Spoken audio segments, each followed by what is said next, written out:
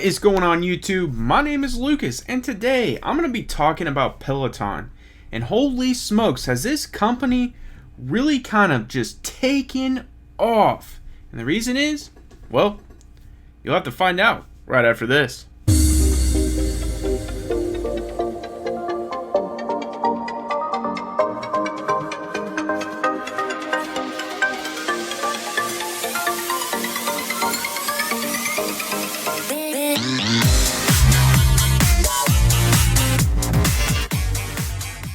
Before I really start pedaling away at this stock, I ask that you subscribe to my YouTube channel. It helps out tremendously. It lets me know that you guys enjoy this content and that you want to keep the content flowing. I also ask that you guys smash that like button as it gets this video and the rest of my videos out to the YouTube universe. So subscribe to my YouTube channel and like my video. And even leave a comment down below because I love the interaction. I like interacting with you guys, hearing your feedback and your comments. Now, let's get into the video. I'm super excited to bring you guys this stock, and the reason is because I think this is yet again another stock that a lot of people have kind of let fly under the radar when it comes to, presenting on YouTube. And I understand, the EV market is popping. We obviously have Tesla doing a 5-to-1 split. We obviously have Apple conducting a 4-to-1 split. And there's just a lot going on in the stock universe. But the thing is that Peloton has actually made a huge impact. And if you really look at where their stock price was at the beginning of the year to where it is now, it's made a monster run. And I'm going to talk about that here in a second. So the big question is, well, why has Peloton done so well? And I'm here to answer that for you. The reason Peloton has actually done so well is it's yet again another company that has found a way to capitalize on the coronavirus. Obviously, the coronavirus has forced a lot of people to stay indoors in so many different, parts of the country, and so many states are still in the lockdown mode. So when they're in that process, there's no gym. So what people were doing is they're going out, they're investing into the treadmills from Peloton, they're investing into the bikes from Peloton, and it's a way for them to continue working out. But what they're starting to find out is that Peloton is creating a lot of competition, within not only its organization, but it's creating competition with actual gyms that you go to lift weights. And we'll talk about that as well. Dive into Peloton for you guys because I think it's important to really understand, where the company has come from and where we're currently sitting. So Peloton was founded in February of 2012, and it's currently located in New York, New York. And it didn't actually recently IPO and start trading on the market until last year when it IPO'd in September. So I'm going to swing over here and provide you some information on the stock. And currently that stock is up 166% since its IPO. That is a huge run, a monster run. Peloton stock has been on an impressive run given the increased focus on finding ways to stay fit and work out at home as the coronavirus continues to spread. This is not surprising news, and that's exactly what I said earlier. Obviously Peloton has focused and really narrowed a niche down. Yes, it's working out, but what it is they really honed in on their treadmill and they really honed in on their bike. Their bike is just phenomenal, and I've tested their treadmill. Their treadmill is unreal. So I can understand why people are purchasing and getting the subscriptions, and they're competing against everyone across the United States that owns Peloton. It's a really cool experience. It pushes people, and I can completely understand why people are doing it. So continuing on with some more statistics, swinging on over here. Currently trading at price to sales ratio of 13.4. The company is priced to perfection. Sales in the third quarter of 2020 ended on March 31st were up 66% from the prior year's period, reaching $524.6 million. Connected fitness subscribers, those who purchased the company's bike or treadmill, soared 94%. 94%. That's a lot of competition right there, and that's a lot of people making purchases with the treadmill and the bike. Next piece of information I'm going to provide you and really give you some important facts that are going to help drive home what is currently going on with the United States and the coronavirus as far as working out. And I think Peloton, like I stated, has really just hit the nail on the head. And the reason I say that is because, well, I'm going to tell you right now. It says before it was possible to take a cycling class when and where you wanted before the coronavirus. Peloton has now made this possible while significantly driving down the price per class. If the average cycler takes 20 classes per month, it'll cost him or her $640 through SoulCycle. And SoulCycle was, kind enough to provide their numbers to compare. So one Peloton bike costs $2,245 plus $39 per month of the cost of the subscription. After about 4 months, the Peloton bike has paid for itself, not to mention the fact that the number of classes one can take is unlimited. Next big piece of information is once we kind of start getting past the coronavirus, gyms start opening back up completely across the United States, is Peloton gonna still be able to compete against the likes of, say, a Planet Fitness? A Planet Fitness who is cheaper in cost and only typically charges $10 per month. They have a lot more options than just a bike and a treadmill.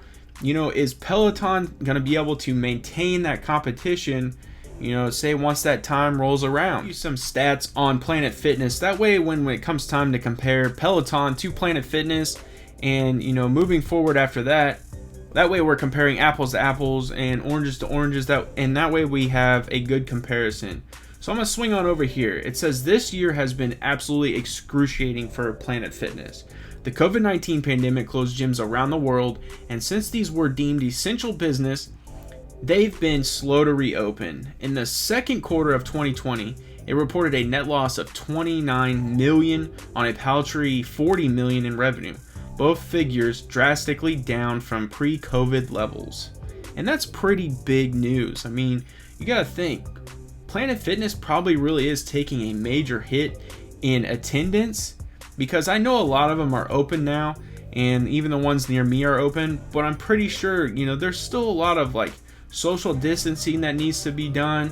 So not every treadmill is going to be used. Not every weight machine is probably going to be able to be used. And so there's probably still a lot impacting Planet Fitness, even though they're still getting their subscriptions and, their membership fees and all that stuff. Now it's time to go head to head. Let's see, really, after the coronavirus starts to pass over, is Peloton then going to be able to compete with Planet Fitness? Is Planet Fitness going to be able to compete with the likes of Peloton? So we're going to kind of give some, information that really maybe helps out and supports this competition. So swinging on over here, it says Planet Fitness owns the franchises over 2,000 gym locations, with its sights set on at least 2,000 more. Its gyms are filled with a variety of exercise machines, which I stated. To its members, it offers 24-hour access, in most cases, to their designated local gym for the low price of $10 per month, or a premium membership providing access to all gyms worldwide for $20 per month. Prices vary. Planet Fitness couldn't be more different from Peloton, and I agree 100%. It is a business. It is all about attracting the masses with a range of cheap exercise options. Peloton is about paying a premium for one exercise at home.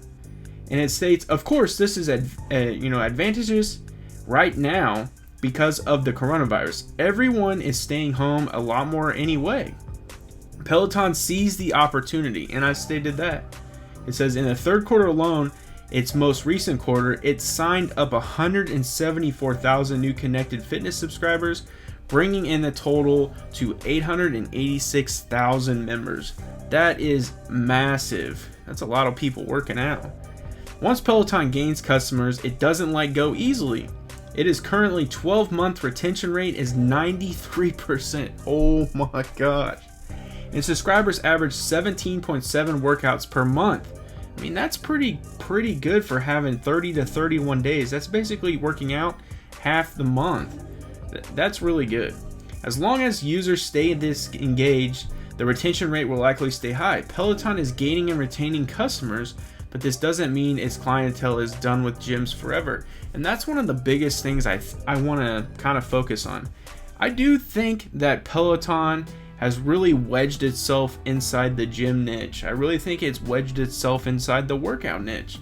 But I think as we get back to somewhat of a normalcy, people are going to want to resort back to the gym. And the reason I say that is because a lot of people have that incorporated into their, I would say their schedule. A lot of people want to be able to have the opportunity to have more than just a bike or a treadmill. They want to be able to, if I want to go over to a weight bench and maybe throw on some 45s and just rep out some bench press, I'm able to do that at a gym. Where at home, I would have to go purchase that with my own money, and it could be a lot more expensive than a membership that Planet Fitness charges of $10. I think there's going to be some benefits to people who are solely focused on just being in good condition and constantly are wanting to run or cycle. That's obviously going to be a huge benefit. And I think with what they're saying here in these stats, I think Peloton may be able to maintain that retention because of the competition they provide in their videos. You're competing against people that are in your class, and I think that's unique and really cool. But I do think that once the coronavirus starts to really kind of wave over and things really continue to open up and people start going back to the gym, I think their customer base might start to go down a little bit.